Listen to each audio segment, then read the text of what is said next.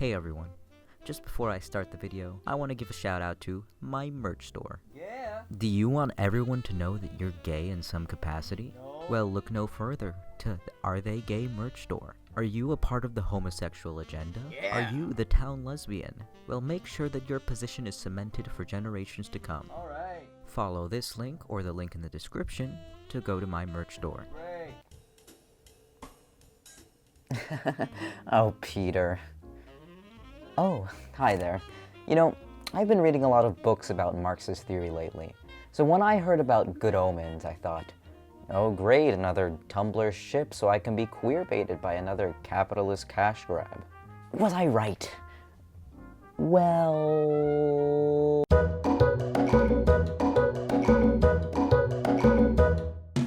So Good Omens is an Amazon series based on the book by Neil Gaiman and Terry Pratchett. The plot of both concerns the series of events in the few days before the end of the world. Specifically, the events concerning an angel, a demon, some children, a witchfinder, another one, a con artist, famous angels, famous demons, the American ambassador to England, God, I guess? It's a fairly complex, interconnected story that we don't necessarily need to delve into. Listen, do you really need to know all about Marxist economics to know that capitalism sucks? Same thing here. The basic storyline follows the friendship between an angel and a demon. The angel is called Aziraphale, and his buddy is named Crowley. Well, it's more like a domestic partnership. Despite them being on opposite sides, they end up working together to try to stop the coming of the Antichrist and the end of the world. Why? How did this angel and demon suddenly end up together? It can't certainly involve something gay. Nah, I suppose they just really enjoyed going on dinner dates for 6,000 years or something. And you know, Armageddon would complicate that. I mean, really? Has the homosexual agenda gone that far as to say that an angel and a demon could possibly be in love? Let me just watch this blasphemy and make an executive decision on my own. Oh, so they're doing that thing. We can go off together. Oh, okay. No, got it. No, this is okay. It's fine. It's fine. No, this is fine. Well, I'm sorry. I can't let them get away with this. They can't keep getting away with it. So, what does it mean to be gay? Besides our Marxist rituals we have in the Scandinavian woods, it seems to be a very personal identity. In classic homosexual theory, gay meant male person and male person do sex. But as our definitions of gender and sexuality have evolved and become more accurate, it's more nuanced. Take me, for example. I'm as bisexual as they come. Jeans cuff themselves when I touch them. But sometimes I feel gay. Sometimes I want to scream to everyone I meet, Dude, I am so gay. and even though I am bisexual, if I'm kissing a dude, sometimes I'll be like, yeah, this feels pretty gay. What, you're gonna tell me that I'm wrong? But as a 3/4 of a human, this makes sense. It's a mostly human identity. But gay doesn't have to mean gay exactly, it's more like not straight. So let's say, for the sake of saying, that two interdimensional beings love each other in a romantic way. Is that gay? Well, it's not straight, is it? Good Omens is loosely based on Christian theology, and most theologists would argue that angels and demons don't have a particular gender. So if, in theory, two genderless forms got together, it would be kinda queer. Now, of course, applying these human terms to, like, spirits doesn't really make sense, but does it have to? A lot of the point of Good Omens is a celebration of humanity. Crowley and Aziraphale are about as far as one can go from angelic or demonic. Just like humans, they've developed some weird form of free will. Aziraphale and Crowley are two entities that have fallen in love with humanity, and in turn, may have done the most human thing ever, fallen in love with each other. They're fictional characters. If you want to call them gay, that's fine. And if you don't, that's also okay. But your justification for doing so shouldn't be a condescending angel and everything has to be gay. Everything else is freaking angel. You're missing the point of Good Omens. They're far more than an angel and a demon. They're deviations. That's the whole freaking point.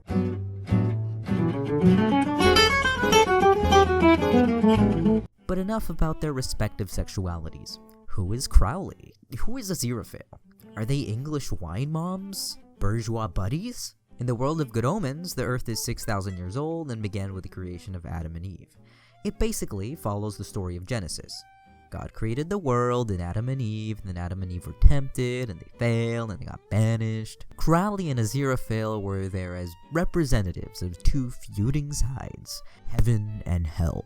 And yet, somehow, they hit it off, I guess. And there isn't any fighting. There isn't any sudden realizations of camaraderie. Their first meeting doesn't have any tension, besides the obvious sexual tension. It's pretty lax. It establishes a dynamic. Crowley and Aziraphale are their own side.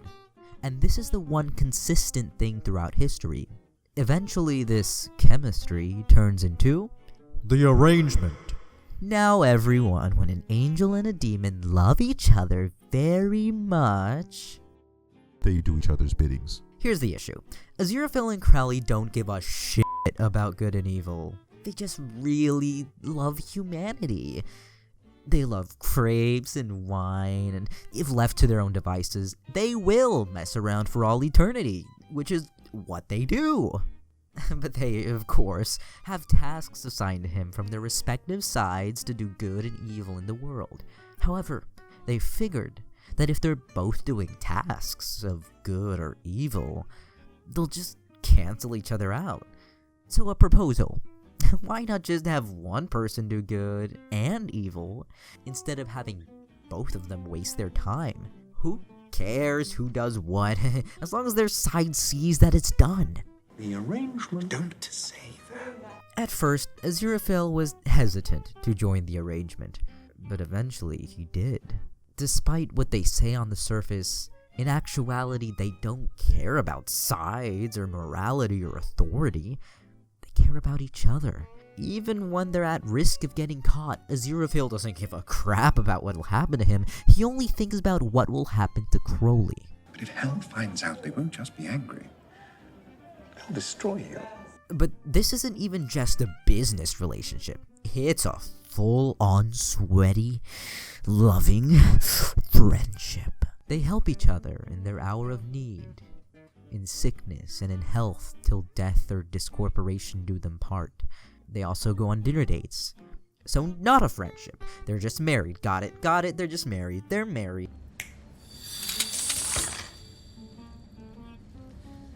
Well, I suppose I should say thank you for the rescue. Don't say that. So this whole thing goes on smoothly for a few thousand years. Yes, thousands of years. And they don't get sick of each other. It's pretty miraculous. Miraculous. So they help each other out, give each other sexy looks, worry about the other, and they really establish a really strong relationship. Imagine going thousands of years having only one person to confide in and trust in. Of course you're gonna love that person, romantic or not. Love is just a given. What was once just a rational economic exchange becomes a meaningful relationship. But of course, the honeymoon phase can't last forever. Love can become challenging after year 2 or 3,000. During the Victorian era, Crowley asks Aziraphale a favor. Please marry me right now and co-parent 16 cats with me. No. His real question is he asks Aziraphale for insurance. Insurance. Crowley wants some holy lube. Water. He wants some holy water, okay? That's his insurance. He feels as if his affair with Aziraphale has been too risky and he wants an out. Holy water instantly kills demons, and Crowley wants insurance. Okay, what does that mean? I'm not bringing you a suicide pill, Crowley. Not what I want it for, just insurance. Oh, so Aziraphale is worried about Crowley. That's the first thing that crosses his mind. Crowley is scared to continue this relationship. Aziraphale thinks that Crowley will use holy water like a last-minute suicide option, but Crowley assures him that it's just a self-defense thing. But Aziraphale knows Crowley too well. this scene's purpose isn't just to be like, Oh my god, David Tennant in a top hat. Ooh. only partly. It's showing that Crowley is kind of impulsive and self-destructive, and Aziraphale wants to protect him from himself. Do you know what trouble I'd be in if they knew I'd been fraternizing? It's completely out of the question. Fraternizing?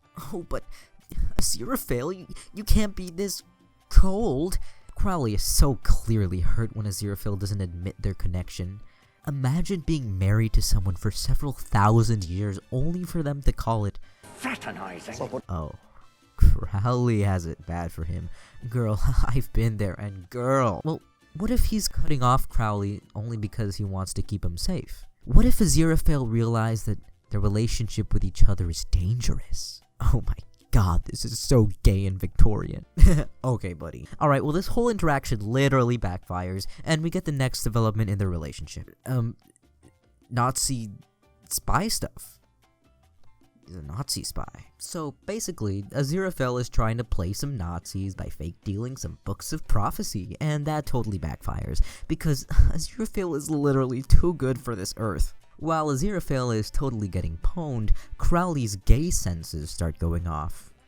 Let me just side note, this literally never gets explained. Anytime one of them is in trouble, they have some weird gay sense that something is wrong, and they save each other?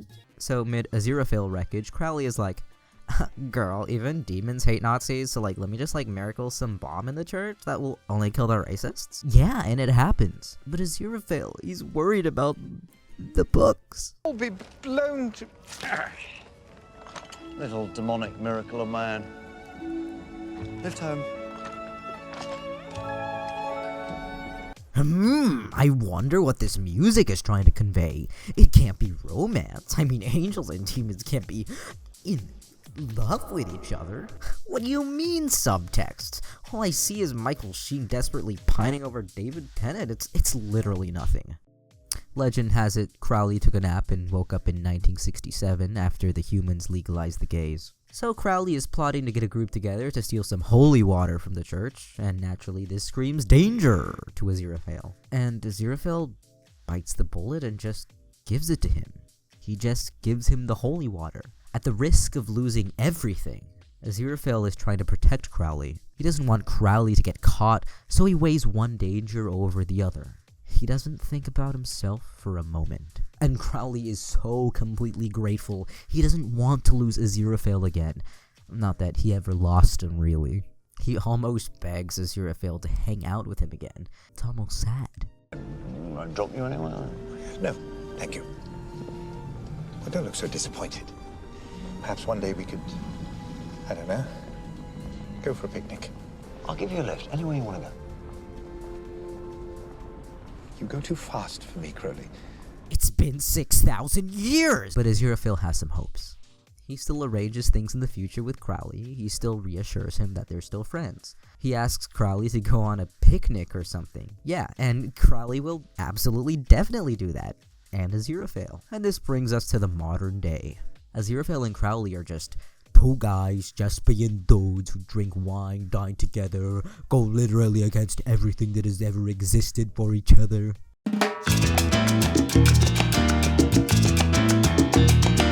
So now that we've covered what went on before the show, we can actually talk about the show. Oh, you thought I was done?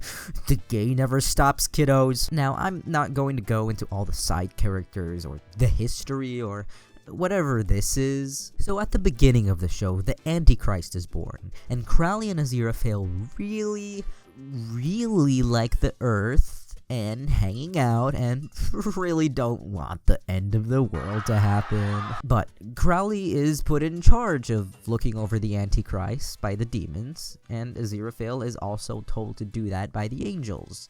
And at this point, they've been together for 6,000 years. They're so detached from angel and demon politics. When Crowley first gets the task of looking over the Antichrist and making sure his birth goes smoothly, the first person Crowley contacts is Aziraphale. It's all he has. It's all he cares about. They're unironically just boyfriends. They get confronted about it all the time too, and they don't care.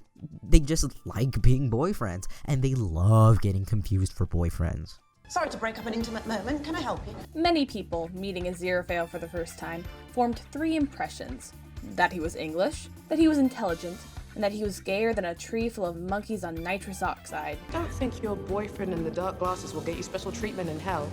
He's in trouble. There was definitely something very weird about them, she decided. Aziraphale bowed again. So glad to have been of assistance, he said. Thank you, said Anathema icily. Can we get on? Said Crowley. Good night, miss. Get an angel. Well, that explained it. She had been perfectly safe after all. Now, although Aziraphale has accepted his attachment to Crowley, we still see him a little bit hesitant to rebel against the angels. Now, rebellion is like in Crowley's blood, but Aziraphale is still loyal. Crowley is still trying to convince him that heaven sucks, dude, and Aziraphale mildly agrees but ultimately wants to remain an angel. But they do agree that they need to stop Armageddon. Why does Aziraphale agree to this? Wouldn't a loyal angel follow God's plan? No, Drake. Aziraphale says they're hereditary enemies, and yet still treats Crowley to dinner. So, these boyfriends try to hatch a plan to stop Armageddon. And the plan... the plan... Try to make the Antichrist a normal human child. How? Remain close to the Antichrist. Crowley will play a demonic nanny, and Aziraphale plays a gentle gardener. Wait, what do you mean, plays? We'd be godfathers. Godfathers. This is purely social. Okay, Aziraphale. No, it's okay. Your cognitive dissonance is only terrible. Of course, the issue is that the Antichrist has actually been accidentally swapped out by some demonic nuns, so literally everyone, except God, believes the Antichrist is someone else. Everyone thinks it's this punk, but it's actually just some punk called Adam who lives in some place. Now, at this moment in history, it seems that Crowley is like the one pining over Aziraphale. He keeps trying to get Aziraphale to love him. At least like him. Would I lie to you? Well, obviously you're a demon, that's what you do. Aziraphale pretends not to trust Crowley, but Crowley is like, dude, I know what you smell like. Alright. So, Crowley and Aziraphale end up finding out that the Antichrist isn't actually who everyone thinks it is, so they try to keep this fact under wraps while they try to find out who it actually is. So our 2 heroines take a road trip to the little hospital where the swap happened, hoping to find some trace of the other kid, aka the actual Antichrist. Besides the usual gay staring, there's this weird moment at the hospital. Aziraphale calls Crowley nice, and Crowley doesn't like that. You really are quite a nice...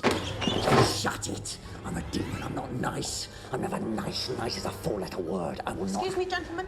Yeah, Crowley is a bit irrational and impulsive, but like also really gay about it. Both Aziraphale and Crowley are insecure about their respective demonic or angelic qualities.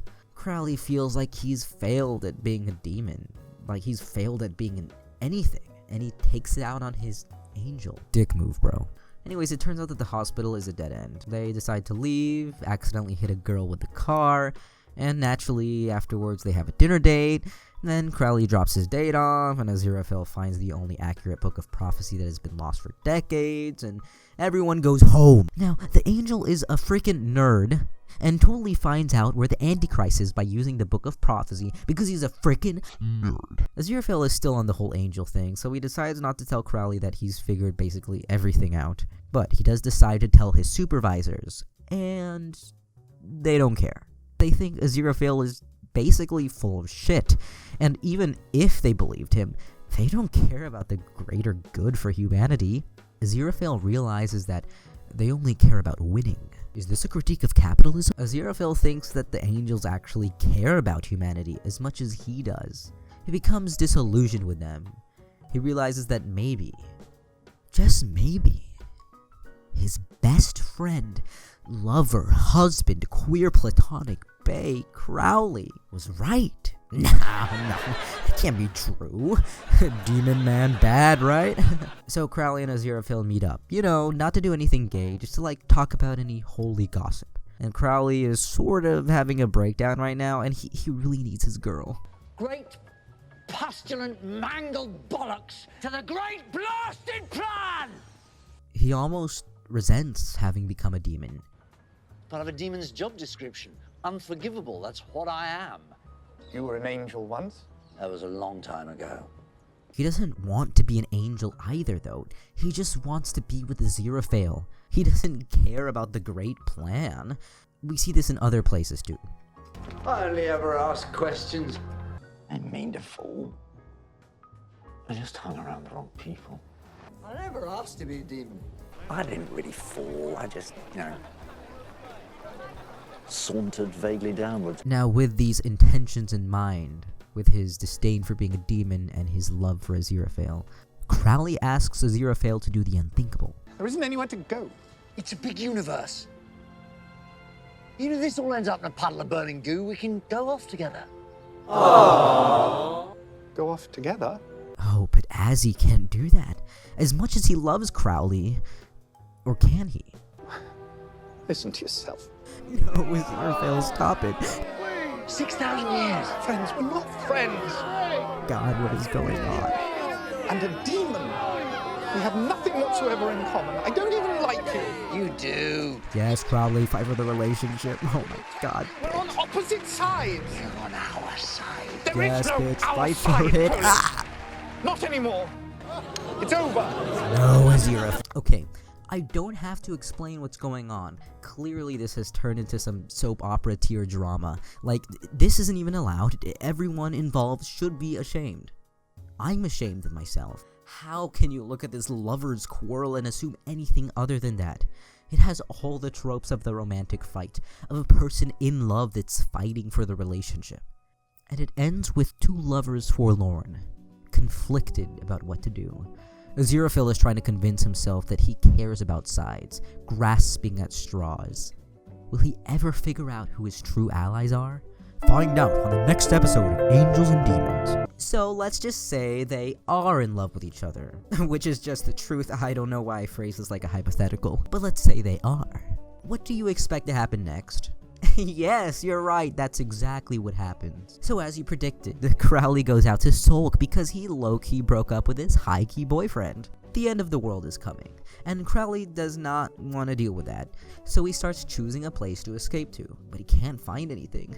There's a big universe he could go to, full of beautiful nebulas, stars, and infinite possibilities, but he feels isolated without Aziraphale. He brings up his resentment about being a demon again.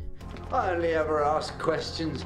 But this isn't because he wants to be an angel. It's because he wants to be with Aziraphale, his angel. Fuck. So, what do you do if your bro won't run away with you?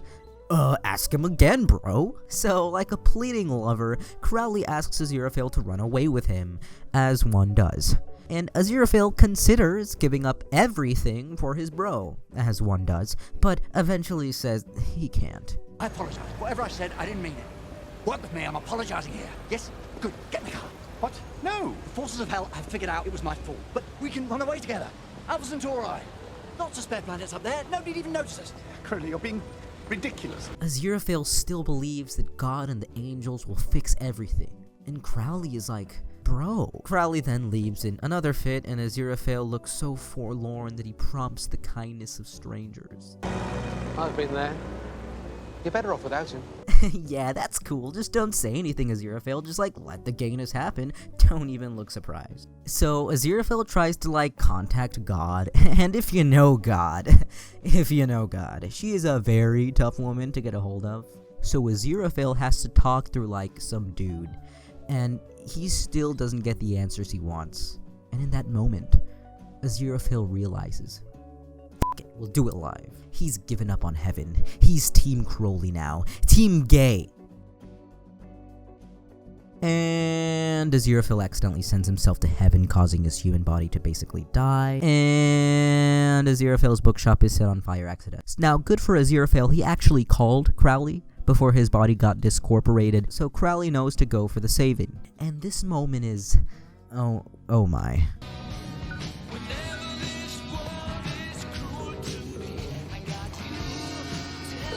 Oh no. killed my best friend! Faster!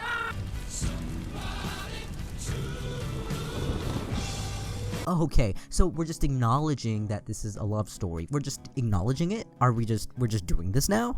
We're just playing songs that convey the protagonist's lost love and yearning for a deep connection? No, I get it. The implication is gay. You don't have to explain. Anyways, Crowley gets drunk and sad and cries that he lost his best friend. It's absolutely tragic.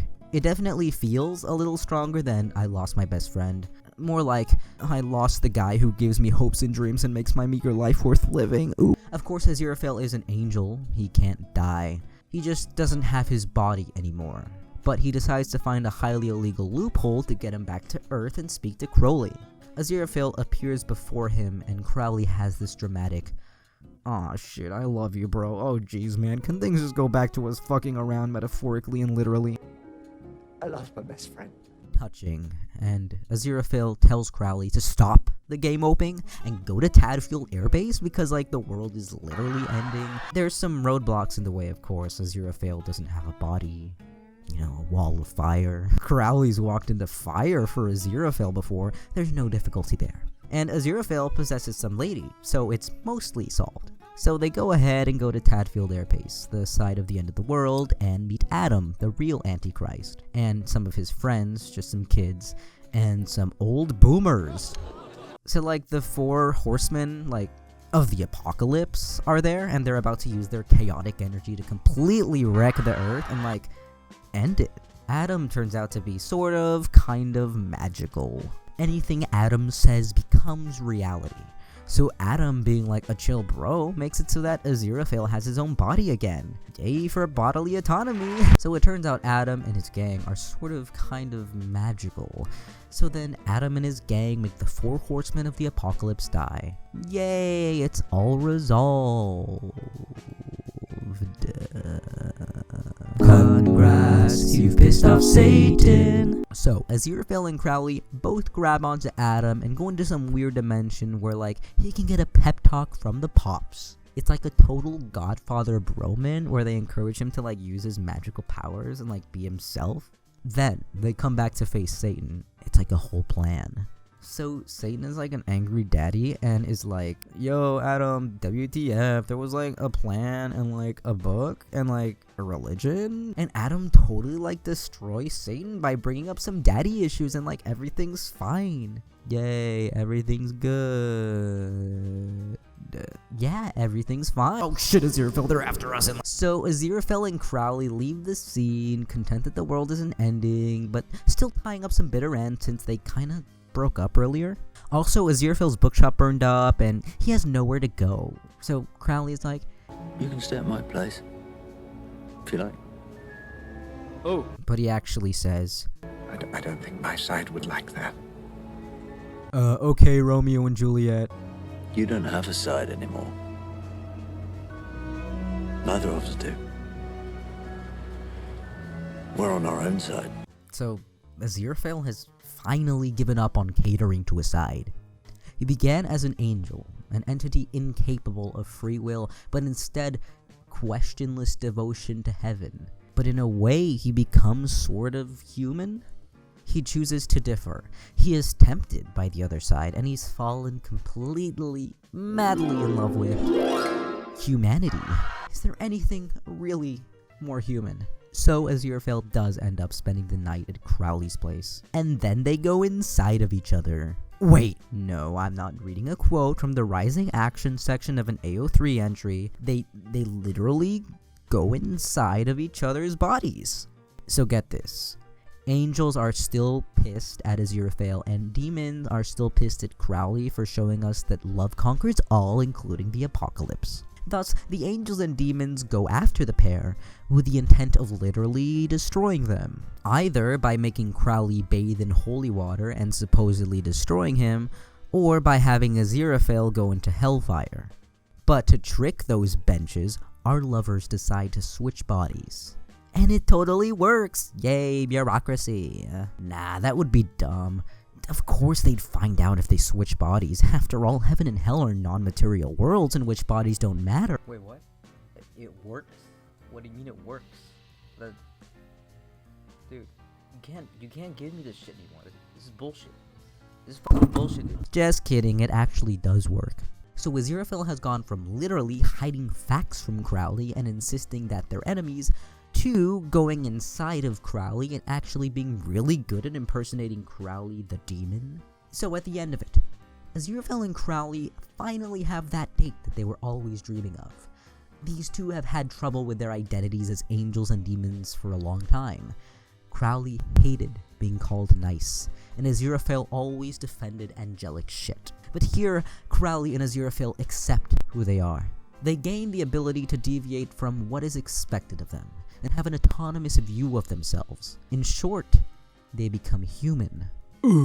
I like to think none of this would have worked out if you weren't, at heart, just a little bit, a good person. And if you weren't, deep down, just enough of a bastard to be worth knowing. That certain night, the night we met. Oh, that's cool. Just end the whole show on an obviously romantic moment and just play a love song that alludes to Crowley and Aziraphale's relationship. No, there's no romantic implication here. It's not like their relationship was central to the story or anything. Gay rights? Oh, so we're just doing that. We're just playing them as if the character's in love. Okay, alright, if you're not woke, then let me just tell you. Michael Sheen really supports Crowley and Aziraphale's forbidden love. In fact, he's indicated his support in every way short of producing a gay rom-com with them. This summer, two celestial bodies converge in the fight for Earth, and the fight for love? On our side. Go off together. We're on our own side. Forbidden fruit of angel and demon love, coming to a theater near you. Alright, so, do they love each other? Yes. Now let's see how much the actors emphasize that they love each other. Yeah, they should be on opposite sides, but Yeah. they sort of come to love each other. They're a really. celestial odd couple. That Aziraphale just loves Crowley. Gaze longingly at you all. But then Crowley absolutely loves Aziraphale. I certainly love him. Does he love me? Or do they slightly fall in love with each other? Is this Wow. kind of... Yeah. It's got a rom-com thing to it, you know.